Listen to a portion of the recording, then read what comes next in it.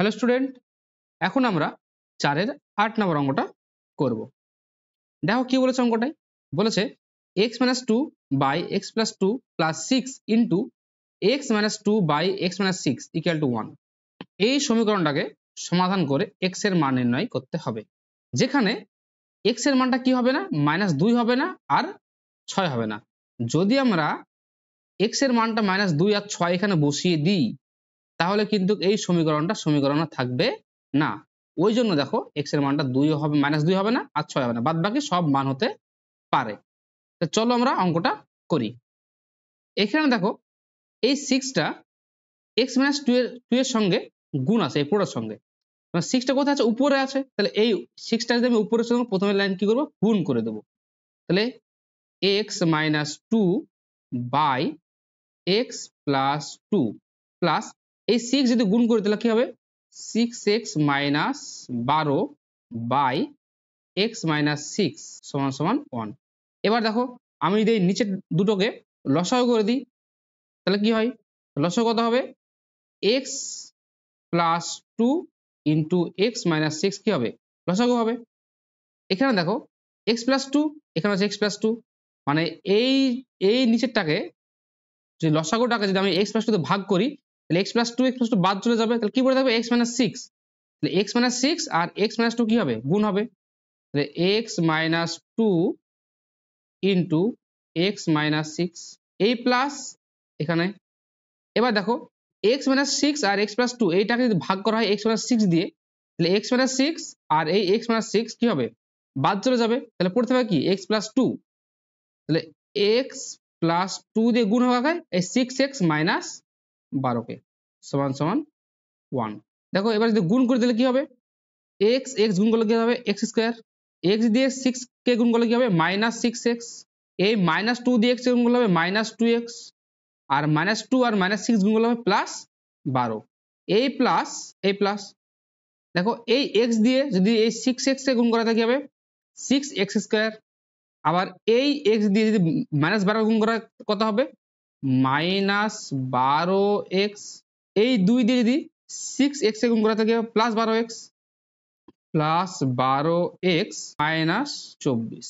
আর দেখো x plus 2 আর x plus 6 যদি গুণ করা থাকে কি হবে, x square - 6x plus 2x -12 সমান সমান 1। দেখো এখানে দেখো +12x -12x কি হবে, কেটে যাবে।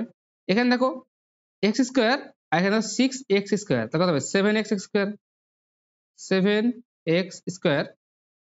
এখানে দেখো -6x - 2x তাহলে কি হবে, -8x।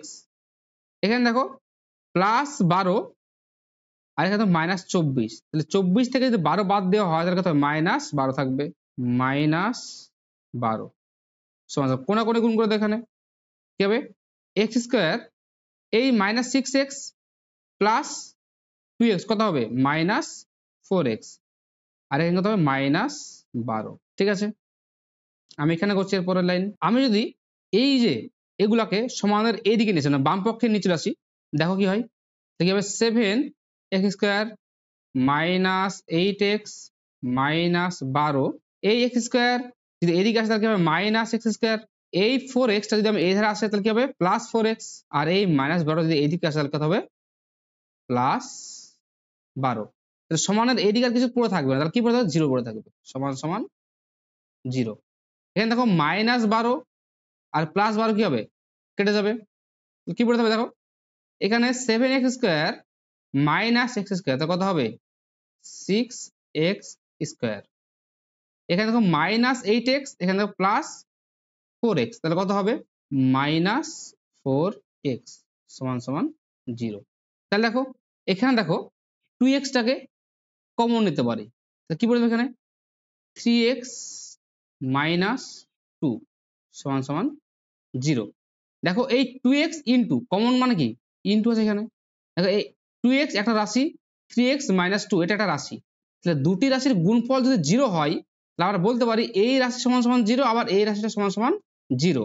তার মানে হয় 2x সমান সমান 0, আবার 3x - 2 সমান সমান 0। তাহলে এখান থেকে যদি x এর মানটা বের করে তাহলে কি হবে x সমান 0/2 অতএব x সমান সমান 0 আর এখানে দেখো 3x সমান সমান কত হবে 2 হবে তাহলে x সমান সমান অতএব x সমান সমান 2/3 তাহলে সমাধান কত হলো অতএব নির্ণীয় সমাধান x সমান 0 এবং x সমান 2/3।